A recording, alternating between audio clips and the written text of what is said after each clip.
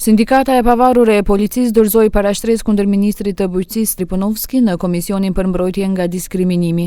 Ankohen se për një vit sa është në funksion, ministri nuk i ka pranuar në takim dhe se nuk është përgjigjur në asnjë nga kërkesat e tyre si sindikat. Независниот синдикат на полицијата не се исплашил ниту досега од таквите притисоци, ниту сега ќе се исплаши и токму затоа денеска поднесовме представка пред Комисијата за спречување и заштита од дискриминација, за да се утврди оваа дискриминација што се врши врз синдикалните представници од Министерството за земјоделие во овој период.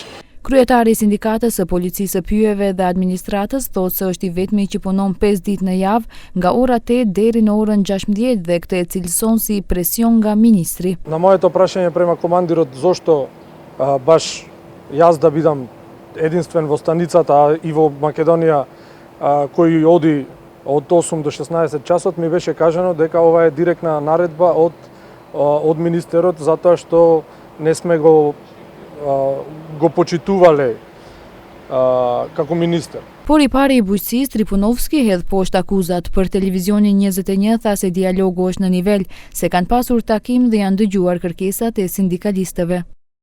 Është dhënë përgjigje pozitive për kërkesën për takim nga sindikata e pavarur e policisë dhe takimi është mbajtur me 16 maj.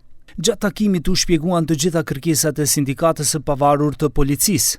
Problemet me të cilat përballen janë probleme të grumbulluara nga e kaluara, për të cilat atëherë drejtuesit e ministrisë nuk kishin vesh për t'i dëgjuar, ndërsa sot situata është krejtësisht ndryshe.